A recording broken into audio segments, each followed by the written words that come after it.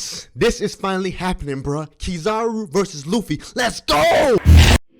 Take a moment right here, feeling like it's out gear, running, no, keep running.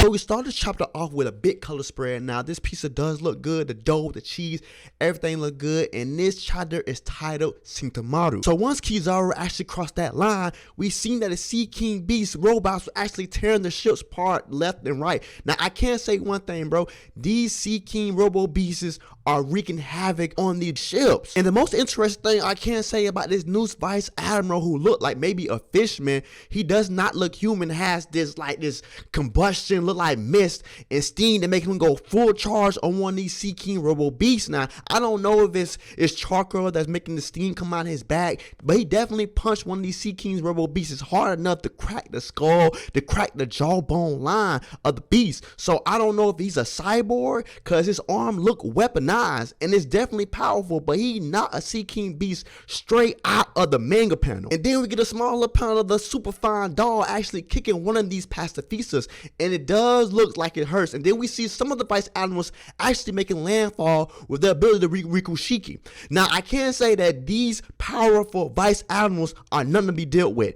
They are powerful, and finally we get to see how strong Doll actually is, and she's a good one. But as that is happening on the coast with the fight with the Pacifista and the Vice Admirals, we see a chain of command of the Pacifista's authority. So we see that the chip that actually they talking to that control Pacifistas, they got handed down to tomorrow. So whoever actually has this chip might just lead the Pacifistas Mark III. But regardless of the chip, long as Dr. Vegapunk, long as 5 elders, they have the most authority besides the chip. Ideally, I can say Kizaru definitely won the fight Shintamaru, because he felt like Shintamaru had the control and command of the Pacifistas. Now the Pacifistas exactly on the coast was a major threat to Kizaru and his fellow Navy members. Kizaru had a mission, right? To take out Shintamaru. With Shintamaru being out, that's less casualties for his fellow Marines. But once we seen Usopp, Brook, and Nami looking at this televised fight of the Marines and the Pacifistas, we seen that Dr. Vegapunk really had no confidence in Shintamaru actually winning this fight, and that's because for a good reason. And once we get to the fight with Shintamaru and Kizaru, you see why I did not want to talk about this fight. This fight was actually one-sided, and in my opinion, the only reason why Shintamaru hit Kizaru is because Kizaru was daydreaming and how he met Shintamaru. Once we seen Kizaru actually use his secret technique, the sacred jewels, we seen that Shintamaru was running from the laser beams, right? He picked up his axe and tried to speed blitz Kizaru with no avail, right? And then we seen that Kizaru was like daydreaming, thinking about the times when he met Shintamaru, which was a great moment, because I did say that maybe Shintamaru looked up to Vegapunk and Kizaru as his adopted parent. We all know how the story goes when Shintamaru met Dr. Vegapunk and Kizaru, but it goes deeper to that, to know that Kizaru taught Shintamaru how to use haki. Like Kizaru looked at him as like, oh, he's so adorable, he's so cute, like the son I never had. So we see why Kizaru actually feels some type of way of fighting Shintamaru. Like the respect he has for Shintamaru is on a whole nother level. And I feel like it pains Kizaru to know that I taught this dude so many things. He came to me to confide to me on how to protect Dr. Vegapunk, and I taught him.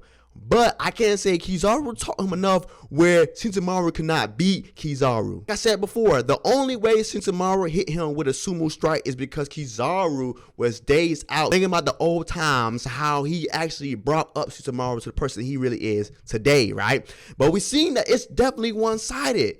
As he hit Kizaru with a sumo strike, Kizaru hit him with a laser beam, and it was over. And as quickly Kizaru took care of Shintamaru, Kizaru had the authority chip, and he ordered the Pacifistas, the Mark IIIs, to abolish the Sea King Sea Beast, the cyborg beast. And I seen that maybe the Sea King Beast cyborgs are like the Seraphim. They're allergic to Kizaru's laser beam because one of those laser beams demolished one of the Sea King's beasts, the mechanical cyborg Sea King beast, back. Like it blew the whole back out of one of them. These beasts and the Seraphim, they all share the same weakness, and that's Kizaru's laser beam. But even Jay Garcia said it. They're trying to save as much as they can on Egghead. Dr. Vengapunk's inventions, they trying to keep as much as they can. But if it comes to the Mark IIIs and a Sea King beast, he'd rather save the pacifistas because they're definitely more stronger than a Sea King beast. And as we see, Usopp is declaring that Shikamaru is down. He's really down. He's out for commission. And the surprising thing is Dr. Vegapunk and Alice did not get the shield system down yet. And then they learned of late that Kizaru can actually pass through the field. So Usopp and the guys like, what? And as we saying this, Kizaru passed through the field. It's crazy how Usopp and Brook actually comment on what Kizaru did to them 2 years ago on Sodobi. Now, I can't say one thing, bro. This is a whole different Straw Hat. 2 years they've been training. And the big three and Luffy are definitely on a top tier level. And we see this at the end of the chapter. But we see that Kizaru actually passed through the field and he got 3 things in mind. Simply what Jay Garcia said, the things that he needs to do. And that's keep York safe. Make sure the power plant that creates Mother Flame is good. Make sure Pump Records is good. But the last thing we did not know Jay Garcia said was to eliminate Dr. Vegapunk. And that's an assassination mission for Kizaru. But the key thing in this, right, as we seen Frankie and Bonnie look up to talk to Lilith, you have to peep out Luffy's reaction. Luffy's not looking up at Lilith. Soon as Kizaru passed that dome, I feel that Luffy sensed Kizaru present. Luffy is nowhere looking at Lilith. The alarms start going off. You see Bonnie and Frankie looking at Lilith, and Luffy is looking at a whole nother direction. This man right here is planning on how to beat Kizaru.